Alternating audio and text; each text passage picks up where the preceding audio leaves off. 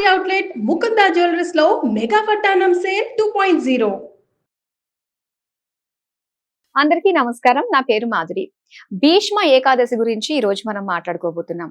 భీష్మ ఏకాదశి రోజు మనం చేయాల్సిన ముఖ్యమైన విషయాలు ఏమిటి, అలాగే భీష్మ ఏకాదశి యొక్క విశిష్టత ఏమిటి, అలాగే భీష్మ ఏకాదశి రోజు మనము ఎలాంటి దానాలు చేస్తే మంచి ఫలితాలు ఉంటాయి, అలాగే ఆ యుద్ధ భూమిలో భీష్ముడు అంపశయ్య మీదే ఎందుకు పడుకున్నాడు, దాని వెనక గల కారణాలు ఏంటి, ఇలాంటి ఆసక్తికరమైన విషయాలు తెలియజేయడానికి మనతో పాటు ఉన్నారు ప్రముఖ జ్యోతిష్య నిపుణులు బ్రహ్మశ్రీ నందిబట్ల శ్రీహరి శర్మ గారు. మరి ఆయన అడిగి బోల్డని విషయాలకి సమాధానాలు తెలుసుకుందాం. నమస్కారం గురువు గారు. వాగర్థావివ సంపృక్తౌ వాగర్థ ప్రతిపత్తయే జగతః పితరౌ వందే పార్వతీ పరమేశ్వరౌ. సదాశివ సమారంభాం శంకరాచార్య మధ్యమాం అస్మదాచార్య పర్యంతం వందే గురు పరంపరాం. ఆదిత్యాయ చ సోమాయ మంగళాయ బుధాయ చ గురు శుక్ర శనిభ్యశ్చ రాహవే కేతవే నమః. శృంగేరి జగద్గురు పీఠాధిపతులకి, కంచి పీఠాధిపతులకి నమస్కారంలో తెలియజేసుకుంటూ కార్యక్రమాన్ని ప్రారంభిద్దాం. గురువు గారు, ఇది భీష్మ ఏకాదశి. అయితే భీష్మ ఏకాదశి రోజును ముందుగా మనం అసలు పాటించాల్సిన నియమాలు ఏంటి, దాని యొక్క ప్రాముఖ్యత ఏంటి అంటారు? అసలు భీష్మ ఏకాదశి అనేటువంటిది మహామహత్యము కలిగినటువంటిది. అందున పాపములు తొలగించేటువంటి మాఘమాసంలో వచ్చే ఏకాదశి. దీనినే కామినేకాదశి, జయ ఏకాదశి అని కూడా చెబుతుంటుంటారు. అయితే మీరు ఒక్కసారి గమనించండి అమ్మా మాధురి గారు, నెలకి 2 ఏకాదశిలో ఉన్నవి 12 నెలలు, 24 ఏకాదశులు ఉన్నాయి. ఒక్కొక్క ఏకాదశి ఒక్కొక్క ఫలితాన్ని ఇస్తుంది కాబట్టి ఆ ఫలితాన్ని ముందు పేరులో పెట్టుకొని అది ఏకాదశి అంటారు. ముక్కోటి ఏకాదశి, తొలి ఏకాదశి, పుత్రద ఏకాదశి, భోగద ఏకాదశి, ఇలా. కానీ ఒక మానవుడిగా జన్మించిన వ్యక్తి యొక్క పేరునే అది సార్థకం అయిపోయి భీష్మ ఏకాదశిగా మారింది. అంటే ఎంత గొప్పవాడు భీష్ముడు అర్థం చేసుకోవచ్చు. తన పేరుని ఏకాదశినికి తిరిగా మార్చుకోగలిగాడు. ఒక ఏకాదశి భీష్మ ఏకాదశి. అయితే ఇక్కడ ఈ రోజున మనం భీష్ముడి గురించి మనం చెప్పుకునేటప్పుడు చాలా మందికి తెలిసినవి కొంత, తెలియనిది చాలా ఉంది. అంటే ఒకటేంటనంటే, ఈ భీష్ముడికి ఇచ్ఛామరణం అనేటువంటిది కలిగింది. వరం శంతన మహారాజు తండ్రి ఇచ్చాడు. కానీ చాలామంది సీరియల్స్లోనో సినిమాల్లోనో చూసి ఏమనుకుంటారంటే, తండ్రికి శంతన మహారాజు సత్యవతి అయినటువంటి ఆమెని వివాహం చేసుకోవాలంటే అడ్డుగా భీష్ముడు ఉన్నాడు కాబట్టి భీష్ముడు పెళ్లి చేసుకోకుండా ఉంటే నా పిల్లని ఇస్తానని చెప్పి అన్నందుకు తండ్రి చెబితే ఆ తండ్రి కోరిక మేరకు నేను పెళ్లి చేసుకోనని చెప్పి భీషణమైన ప్రతిజ్ఞ చేశాడు. ఆ సందర్భంగా తండ్రి సంతోషపడి ఇచ్చాడు వరం అని అంటాడు. మానవులుగా పుట్టిన వాళ్ళకి వరాలు ఇచ్చే అధికారం లేదమ్మా, ఒక దేవతలకి తప్ప, మునీశ్వరులకి తప్ప. ఆయన రాజు అని ఎవరికి ఉంటుందంటే పితృదేవతలకు ఉంటుంది. అందుకనే పితృదేవతల అనుగ్రహం ప్రతి వాళ్ళకి కావాలి. ఉంటేనే అన్ని కుటుంబాలు సౌఖ్యంతో సంతోషంతో జీవిస్తాయి. ఎప్పుడొచ్చింది ఈయనకి ఇచ్ఛామరణం అంటే, తండ్రి చనిపోయిన తర్వాత అంత గొప్ప రాజైనా బంగారు పళ్ళెంతో బంగారంతో చేసిన పిండాలు పెట్టవచ్చు కదా. కానీ సాధారణమైనటువంటి మానవుడి లాగానే ఉండి గంగా నదీ తీరంలో పిండ ప్రదానాలు, తర్పణాది కార్యక్రమాలు, పితృ కార్యక్రమాలు చేస్తున్నాడు. చేస్తూ ఉంటే అకస్మాత్తుగా ఒక చెయ్యి బయటికి వస్తుంది. అది తన తండ్రి శంతనుడి యొక్క చెయ్యని భీష్ముడికి తెలుసు. కానీ చూసి సంతోషపడి పిండ ప్రదానాలు మాత్రం దర్భల మీదనే పెట్టాడు, తర్పణాలు మాత్రం ఆ విధంగా వదిలాడు. అప్పుడు శంతన మహారాజు పితృదేవత రూపంలో వచ్చి, నాయనా నా చెయ్యి చూడగానే నా తండ్రిదని చెప్పి పిండ ప్రదానం చేసే సమయంలో నా చేతిలో ఎక్కడైతే నువ్వు పిండం పెడతావేమోనని, ధర్మం తప్పుతావేమోనని చాలా బాధపడ్డాను. కానీ నువ్వు ధర్మం ప్రకారమే చేశావు కాబట్టి గొప్పవాడివి నువ్వు, నీకు ఇచ్ఛామరణాన్ని ప్రసాదిస్తున్నాను అని చెప్పి చెబుతాడు. అలా ఆయనకి కోరుకున్న చోట ఇచ్ఛామరణం జరిగింది. భీష్మ ఏకాదశి మనము అనుకుంటే ఎందుకు ఇంతటి పవిత్రమైనటువంటిది, ఎందుకు ఇంతటి విశిష్టత అన్నదంటే, యుద్ధానంతరం అయిన తర్వాత ధర్మరాజు కృష్ణుడి దగ్గరకు వచ్చి అన్ని సందేహాలు అడుగుతూ ఉంటుంటాడు. అయ్యా, నేను కాదు సందేహాలు తీర్చాల్సింది, కానీ నాకన్నా గొప్పవాడు మీ కుటుంబంలోనే ఉన్నాడు భీష్ముడు, పద ఆయన దగ్గరికి పోదామని చెప్పి అని అంటాడు. అన్న తర్వాత అప్పుడు ఆ భీష్ముడి దగ్గరికి అందరూ వెళతారు. అంపశయ్యపై ఉన్నటువంటి ఆ భీష్మ పితామహుడి దగ్గరికి వెళ్ళి ధర్మరాజు అనేకమైనటువంటి సందేహాలు అడుగుతుంటే, రాజ సందేహాలు, ప్రజల్ని ఎలా పాలించాలి, అలాగే ఆధ్యాత్మిక మార్గంలో ఎలా ఉండాలి, ఎటువంటి దేవతారాధన చేయాలి, ఏం చేయాలని చెప్పి ఆ యొక్క విధి విధానాలన్నీ కూడాను పూసగుచ్చినట్టుగా భీష్ముడు చెబుతాడు. ఇందులో మనకు గొప్పదైనటువంటి మనమందరం కూడా భీష్ముడికి రుణపడి ఉన్నామమ్మా. ఏంటనంటే మనమందరం కూడా ప్రతిరోజు నిద్రలేవగానే విష్ణు యొక్క అనుగ్రహం పొందడం కోసం ప్రతి దేవాలయంలో ప్రతి ఇంట్లో చాలా మటుకు 100కి 80% మంది హిందువులు విష్ణు సహస్రనామ పారాయణాన్ని చేస్తున్నారు కదా. ఆ విష్ణు సహస్రనామ పారాయణం భీష్ముడి ద్వారానే వచ్చింది. ఓకే. మరి ఆయనకి రుణపడి ఉండాలి కాబట్టి అష్టవస్తుల్లో ఒకడైనటువంటి వాడు కాబట్టి అటువంటి భీష్ముడికి నిర్యాణం చెందినటువంటి రోజున భీష్మ తర్పణం కూడా చేయాలని మనకు శాస్త్రం చెప్పబడి ఉంది. అంటే ప్రాణ ఉపాన ఉదాన సమాన వ్యాన అనేటువంటి 5 ప్రాణాలు పంచ ప్రాణాలు ఏవైతే ఉన్నాయో ఆ పంచ ప్రాణాలన్నీ కూడాను అష్టమి నుంచి, అందుకే భీష్మాష్టమి అయ్యింది మొట్టమొదటిది. అష్టమి, నవమి, దశమి, ఏకాదశి, ద్వాదశి పంచ ప్రాణాలన్నీ కూడా ఒక్కొక్కటి ఒక్కొక్క రోజులో వదులుతూ వెళ్ళాడు. తన ప్రాణాన్ని భీష్ముడు ఎంతటి గొప్పవాడంటే గొప్ప యోగాభ్యాసాన్ని అభ్యసించినవాడు. అతనికి తెలుసు శరీరంలో నాడులు ఎలా ప్రేరేపణ చేయాలని చెప్పి పంచప్రాణాలన్నీ కూడాను పాదాల నుంచి కపాలం వరకు తీసుకొచ్చి అక్కడ కపాల మోక్షం భేదించి తద్వారా ప్రాణాలన్నీ కూడాను ఆకాశంలో అంతరిక్షంలో కలిసిపోయాయి. యోగాభ్యాసం చేస్తే తప్ప అటువంటి ప్రాణము పోదు. అంతటి గొప్ప అంటే ఆ రోజుల్లోనే యోగాన్ని అభ్యసించాడు భీష్ముడు. కాబట్టి భీష్ముడు చాలా గొప్పవాడమ్మా, ధర్మజ్ఞుడు, వీరుడు, శూరుడు. అసలు చెప్పాలంటే అనేకమైనటువంటి శుభ లక్షణాలు కలిగినటువంటి వాడు భీష్ముడు. కాబట్టి ఆ భీష్మ ఏకాదశి రోజున భీష్మ తర్పణం చేయాలి. ఏ విధంగా చెయ్యాలి అని అంటే అందరూ కూడా వీక్షించేటువంటి ప్రేక్షకులు అందరూ కూడా చేయాల్సినటువంటిదే. ఒక గ్లాసులో నల్ల నువ్వులు వేసి అందులో నీళ్లు పోసి ఒక బౌల్ తీసుకొని ముందుగా గణపతికి నమస్కారం చేసుకొని ఈ రోజున భీష్మ ఏకాదశి సందర్భంగా ఈ రోజున నేను తర్పణాలు వదులుతున్నాను భీష్ముడికి అని చెప్పి అనుజ్ఞ ఇవ్వని చెప్పి గణపతి యొక్క అనుజ్ఞ తీసుకొని అప్పుడు ఆ నువ్వులు నీళ్లలో ఉన్నటువంటి నువ్వులతో సహా నీటిని ఆ చేతిలో ఆ కుడి చెయ్యి అరచేతిలో వేసుకొని కళ్ళు మూసుకొని వైయాఘ్రపద గోత్రజుడైనటువంటి భీష్మ పితామహుడు అపుత్రీకుడు అనగా సంతానము లేనివాడు బ్రహ్మచారి నియమనిష్ఠా గరిష్ఠుడు గంగా తనయుడు శూరుడు ఆజన్మ బ్రహ్మచారి అయినటువంటి భీష్ముడికి నేను తర్పణం వదులుతున్నానని చెప్పి ఆ భీష్ముని పేరు తలుపుకొని భీష్మ తర్పయామి తర్పయామి తర్పయామి అని ఈ కుడి చేతి బొటన వేలు కింద ఈ విధంగా నీరు వదలాలి. ఈ విధంగా భీష్మ తర్పణం 3 సార్లు చేయాలి. చేస్తే ఎందుకంటే ఆయనని మనకు ఈ రామాయణ భారతాల్లో ఎవరిని కూడా తండ్రితో సంబోధన చేయలే, తల్లితో సంబోధన చేయలే. కానీ తాతతో సంబోధన మాత్రం పితామహుడు అని అంటే మాత్రం భీష్ముడిని కదా. అవునండి. కాబట్టి భీష్మ పితామహుడు అని అన్నారు. అంటే మనం అందరం కూడా ఆయనకి మనవళ్ళమే, ఆయన సంతానమే. కాబట్టి ఆయన పెళ్లి చేసుకోలేదు, బ్రహ్మచారి నియమంగా ఉన్నాడు. కాబట్టి ఆయనకి ఎక్కడ ఉన్నా ఆయన ఆత్మ ఎక్కడ ఉన్నా మంచి జరగాలనే ఉద్దేశంతో తర్పణాలు ఖచ్చితంగా ఆ రోజున వదలాలి. అంటే ఆడ మగ అనే తేడా ఎవరైనా వదలవచ్చునమ్మా, అందరూ కూడా ఆయనకి సంతానమే. ఇక మనము ఈ భీష్మ ఏకాదశి రోజున ఏకాదశి వ్రతాన్ని ఆచరించాలి. ఎలా అంటే ముందు రోజు ప్రదోషకాల సమయం అనగా దశమి తిథి రోజున సాయంకాలం అవుతుంది కదా, సూర్యాస్తమయం అయిపోయిన తర్వాత ఆ రోజు ఏమీ భోజనం చేయకూడదు. పాలు పండ్లు తీసుకోవచ్చు, నేల మీద నిద్ర పోవాలి. ఆ రోజు దాంపత్యం పనికిరాదు, మద్యపానము మాంసం పనికిరాదు. తెల్లవారి లేచి అరుణోదయ కాలం అనగా ఎర్రటి తివాచిలాగా సూర్యుడు రాకముందు ఉన్నటువంటి సమయంలో స్నానం ఆచరించి చక్కగా ఉదయిస్తున్నటువంటి సూర్యునికి అర్ఘ్యం ఇచ్చేసేసి సూర్యుడికి ఒకసారి నమస్కారం చేసుకొని వీలైతే సూర్యాష్టకం 6 సార్లు చదువుకోవాలి. తదనంతరం తులసి చెట్టు దగ్గర ఆ అష్టదళ పద్మము వేసి పసుపు కుంకుమ పుష్పాక్షతలు పెట్టి మధ్యలో ఆవు నేతితో దీపారాధన చేసి అప్పుడు విష్ణు సహస్రనామ పారాయణం చేయాలమ్మా. చేసి ఒక దానిమ్మ పండు, అరటి పండు, ఆవు పాలు ఏవైనా నైవేద్యంగా పెట్టాలి. ఆ రోజంతా ఉపవాసం ఉండాలి, మధ్యాహ్నం పూట నిద్రపోకూడదు. ఆ రోజున చేయాల్సినటువంటిది. తదనంతరం ఆ సహస్రనామ పారాయణం చేసిన తర్వాత విష్ణు సంబంధమైన దేవాలయానికి వెళ్ళి ఆ యొక్క విష్ణు సంబంధ ఏకాదశి రుద్రతిథి కూడా చెప్పబడి ఉంది. ఏం చేయాలంటే ఆ రోజున తులసిమాల, మారేడు ఆకులతో చేసినటువంటి మాల, ఇవి 2 తీసుకుని వెళ్ళి విష్ణువు పాదాల దగ్గర మారేడు పెట్టాలి. పెట్టి అక్కడ శివలింగం దగ్గర తులసిమాల అక్కడ పెట్టాలి.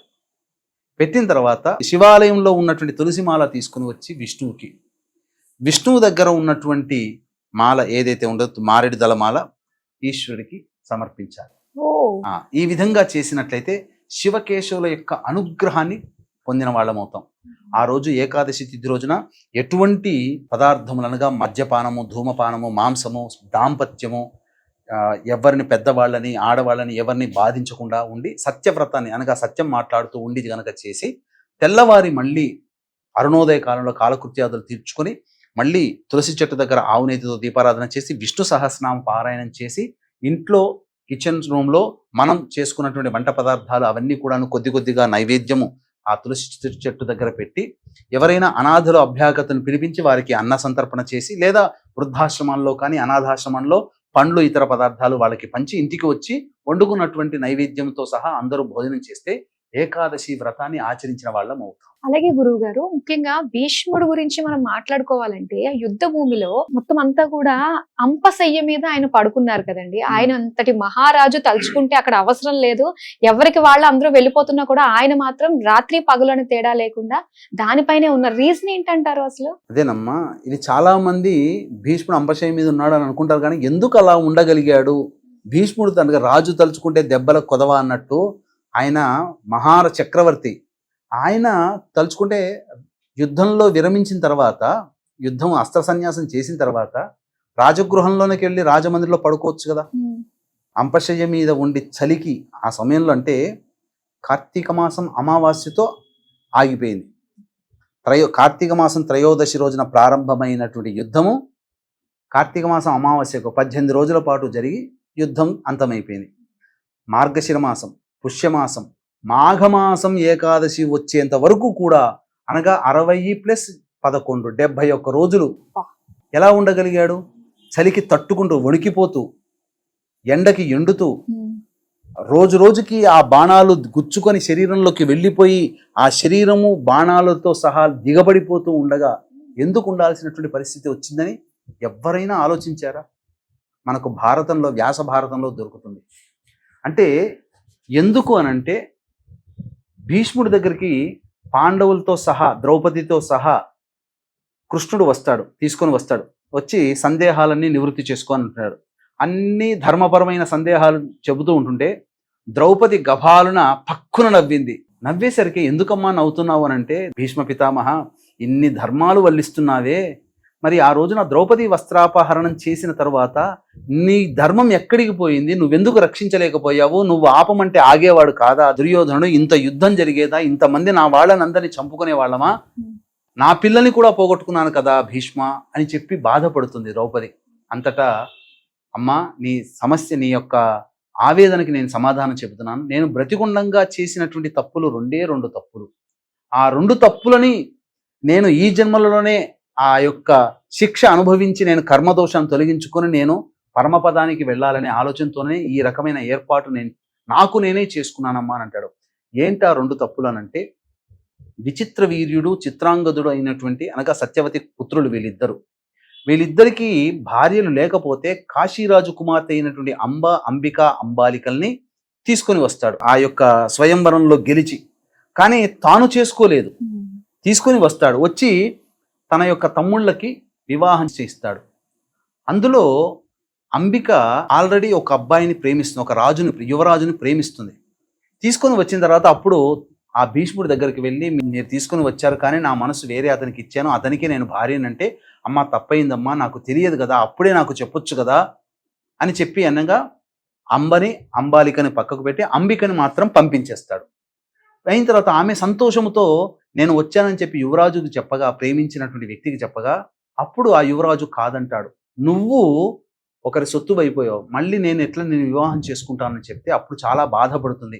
నేను ఈ బాధపడడానికి గల కారణము భీష్ముడే అని చెప్పి భీష్ముని సంహరించాలి అనేటువంటి ఉద్దేశంతో గొప్ప తపస్సు చేసి శివానుగ్రహం వల్ల ద్రుపదుడికి తమ్ముడిగా పుడతాడు.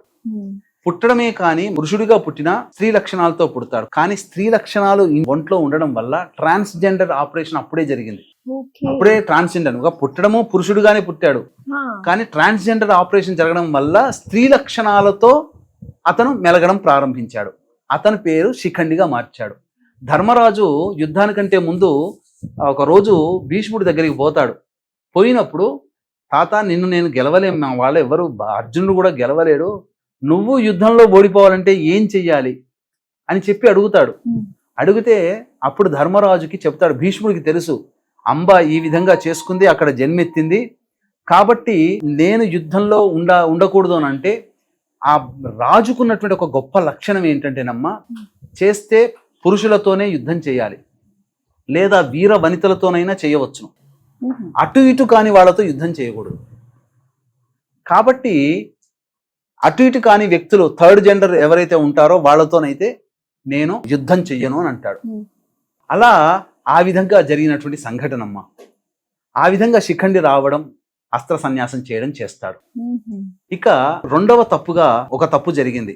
వీక్షించేటువంటి ప్రేక్షకులు గమనించాల్సినది ఏంటంటే, మాఘ పౌర్ణమి ఫిబ్రవరి 12వ తేదీన జాతకరీత్యా అనగా 144 ఏళ్లకు ఒకసారి వచ్చే మహాకుంభమేళ త్రివేణి సంగమం ప్రయాగరాజ్ క్షేత్రంలో జాతకరీత్యా కలుగు విద్య, వివాహ, ఉద్యోగ, దాంపత్య, సంతాన, అనారోగ్య సమస్యల నివారణకి, అలాగే ఇప్పుడు 2025వ సంవత్సరంలో శని 12 రాశుల వారికి బాధిస్తాడు. కావున శని దోషాలు 12 రాశుల వారికి ఉంటాయి కాబట్టి శని దోష నివారణ హోమాలు, ఇప్పుడు సమస్యలు ఎదుర్కొంటున్నామంటే అవి గత జన్మ కర్మదోష నివారణ హోమాలు పర్ హెడ్ 2100 రూపాయలకి చేయించడం జరుగుతుంది. అలాగే మనకు పుష్కరాలు ఎలాగో కుంభమేళా కూడా అలాగే. కావున భర్త వైపు 3 తరాలు, భార్య వైపు 3 తరాల్లో మరణించిన వారి యొక్క ఆత్మతృప్తి కోసం 13వ తారీఖు రోజున మఖా నక్షత్రం, పితృదేవతా నక్షత్రం ఉన్నటువంటి కారణం రోజున, ఆ రోజున బ్రాహ్మణుని కర్తగా పెట్టి పిండ ప్రధాన కార్యక్రమాలు అనేటువంటి చేయించడం జరుగుతుంది. తర్పణాలు కూడా జరుగుతాయి. ఇవి మనకు సమయము అలాగే పరిస్థితులు అనుకూలిస్తే ప్రయాగ క్షేత్రంలో చేయించడం జరుగుతుంది. ఒకవేళ అనుకూలించకపోతే ఖచ్చితంగా కాశీ క్షేత్రంలో ఈ కార్యక్రమాలు చేయించడం జరుగుతుందని గమనించగలరు. ఇక రెండవ తప్పు ఏం చేశాడంటేనమ్మా, నిండు సభలో ద్రౌపదికి మానభంగం జరుగుతున్నటువంటి సందర్భంలో అందరూ కూడా ఉండగా, నిలువరించగలిగే శక్తి ఉండగా భీష్ముడు ఆగిపోతాడు. ఎందుకంటే రాజధర్మాన్ని పాటించాడు కానీ మానవతా ధర్మాన్ని పాటించలేదు. రాజధర్మం కంటే మానవతా ధర్మం గొప్పది. ఒక వ్యక్తి బాధపడుతున్నాడు, సమస్యలతో ఇబ్బంది పడుతున్నాడు, లేకపోతే ఎంతో చెప్పుకోలేని బాధను అనుభవిస్తున్నాడంటే నీ ధర్మాన్నైనా వదిలిపెట్టి మానవతా ధర్మాన్ని పట్టుకోమని మనకు ధర్మశాస్త్రం చెప్పబడింది. కానీ రాజధర్మాన్ని అనగా దుర్యోధని ఉప్పు తిన్నటువంటి కారణం చేత మారు మాట్లాడకుండా నిండు సభలో ద్రౌపది అడిగినప్పటికీ కూడా తలకాయ ఉంచుకున్నాడు, కానీ ద్రౌపదిని రక్షించే ప్రయత్నం చేయలేదు. ఒక్క మాట దుర్యోధను అంటే ఆగిపోయేవాడు, కానీ ఆ మాట చేయలేకపోయాడు, ధర్మం తప్పాడు. ఆ కృష్ణుడు అదే చెబుతాడు, నేను గనక అదే ఆ సభలో నేను గనక ఉంటే పాండవుని సంహరించేవాడిని అంటాడు. ఎందుకనంటే పాండవులు కూడా ఎవ్వరూ కూడా ఆ సమయంలో మానవతా ధర్మాన్ని ప్రదర్శించలేదు. పాండవుని కూడా చంపాలి, కానీ ఇంతటి యుద్ధం జరగాలంటే వాళ్ళు ఉండాలి అనే ఉద్దేశంతోనే నేను. కానీ భీష్ముడు కూడా ఆ విధంగా ధర్మాన్ని పాటించలేకపోయాడు కాబట్టి అది పాపం.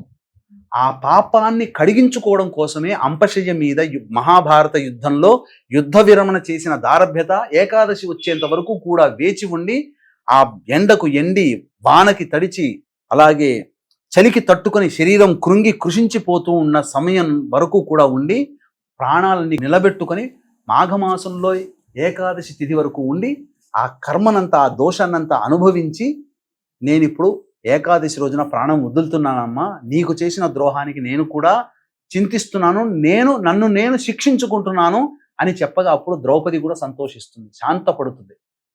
అది అంపశయ్య మీద ఉండడానికి గల కారణం. ఈ 2 తప్పులు చేశాడు కాబట్టే స్త్రీకి చేసినటువంటి తప్పుల్ని శిక్ష అనుభవించేసేసాడు. ఆ విధంగా అన్ని రోజులు ఆయన వెయిట్ చేయాల్సి వచ్చింది ప్రాణం పోయేంత వరకు. గురుగారు, అలాగే ఈ రోజు ఏమైనా దానాలు చేసుకుంటే మంచిదంటారా? విశేషముగా విష్ణు సహస్రనామం ఆయన ద్వారానే వచ్చింది కాబట్టి విష్ణు సహస్రనామ పారాయణ గ్రంథాన్ని దానం చేయడం చాలా విశేషం. ఇక రెండవది ప్రధానంగా ఆ రోజున వస్త్రదానము, గొడుగు దానము, చెప్పుల దానం బ్రాహ్మణికి చేయవచ్చు, లేదా అవసరం ఉన్నటువంటి వాళ్ళకి ఇవ్వవచ్చు. ముఖ్యంగా ఏకాదశి రోజున అన్నదానం చేయకూడదు, కానీ ద్వాదశి రోజున విశేషంగా అన్నదానం చేయవచ్చు. అలాగే ప్రయాగ కాశీ క్షేత్రంలో మన ఆధ్వర్యంలో అన్నదాన కార్యక్రమాలు జరుగుతున్నాయి. అవకాశం ఉంటే వాటిలో కూడా దానాది కార్యక్రమాలు కూడా పాల్గొనవచ్చు. చాలా సంతోషం గురుగారు. భీష్మ ఏకాదశికి సంబంధించి చాలా మందికి తెలియని ఎన్నో విషయాలు మా అందరికీ తెలియజేసినందుకు ధన్యవాదాలండి. సర్వం శ్రీ ఉమామహేశ్వర పరబ్రహ్మార్పణమస్తు. చూసారు కదా, గురువు గారు చెప్పినట్టుగానే భీష్మ ఏకాదశి రోజు మనం పాటించాల్సిన నియమాలు, విధి విధానాలు ఏంటా అని తెలుసుకున్నాం కదా. మరి అందరం కూడా పాటిద్దాం. మరో చక్కటి ఎపిసోడ్ లో మళ్ళీ మీ ముందుంటాం. అంతవరకు సెలవు, నమస్తే.